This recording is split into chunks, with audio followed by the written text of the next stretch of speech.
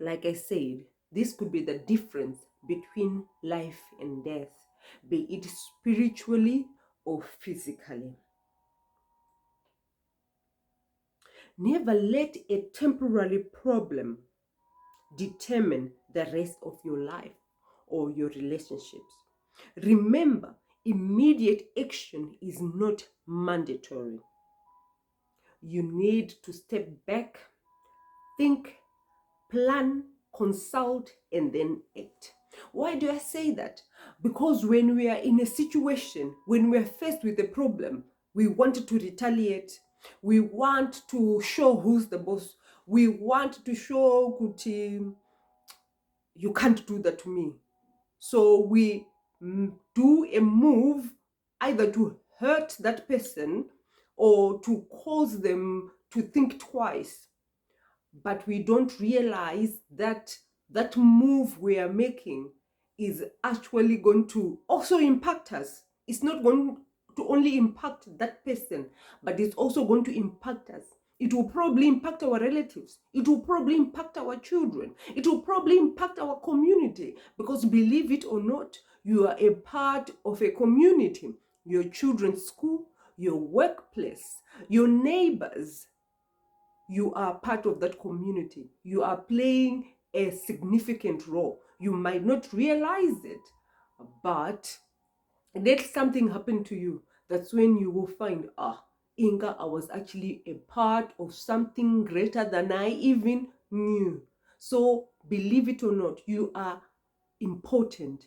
You are making an impact on those who are around you, positive or negative, but you are making an impact.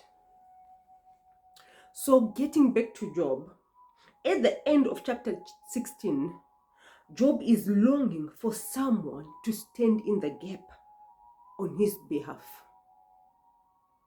He wants someone to plead to the Almighty for him, like someone would plead for their neighbor if their neighbor were to ever get into trouble.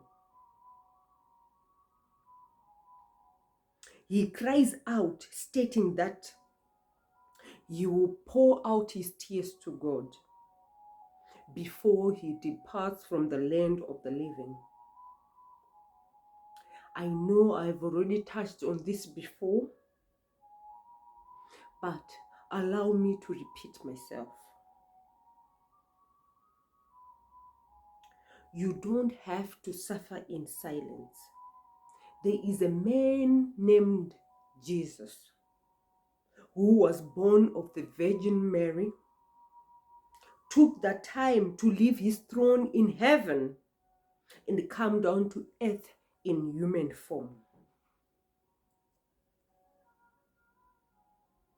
In John 1, verse 1 to 5, we hear, it says, "In the beginning was the Word, and the Word was with God, and the Word was God.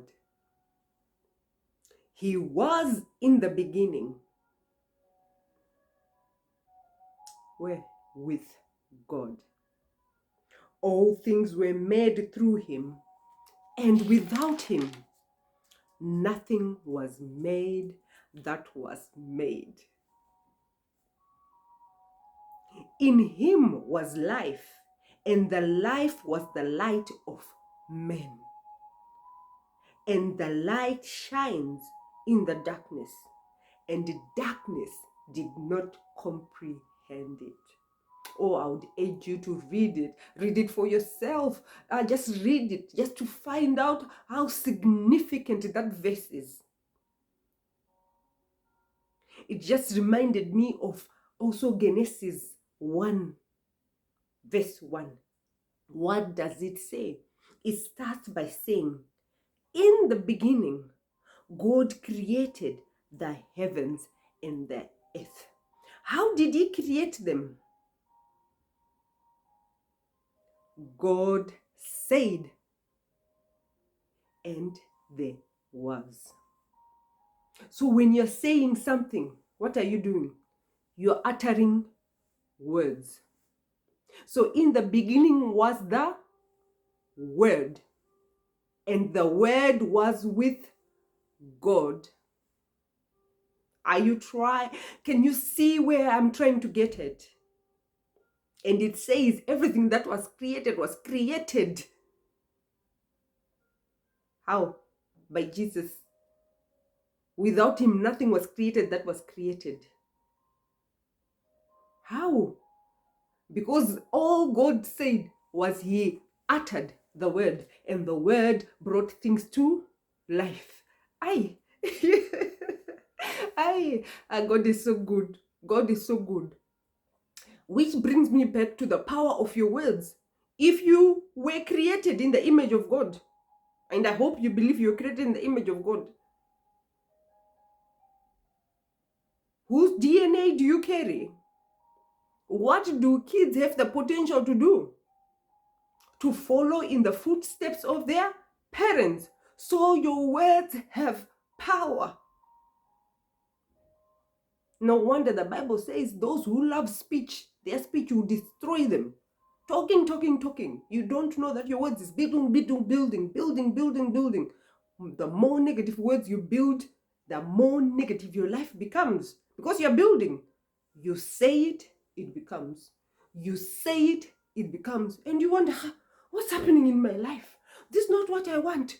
Just go back and look at the words you are saying. There is a story about this woman. I think it is it Charles Capps or Kenneth E. Hagen? I've forgotten who actually the author was.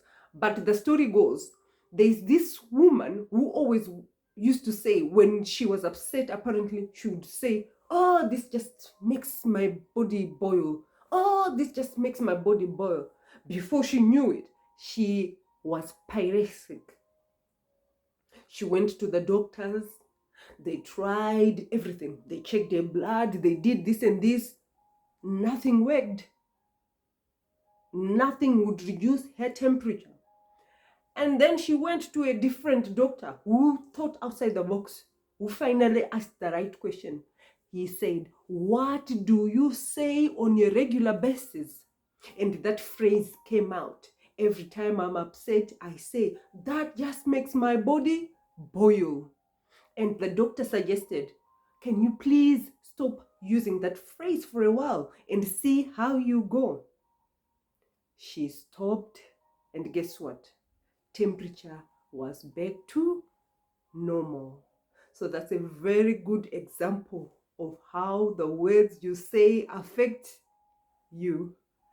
Anyway, I'll see you in the next video.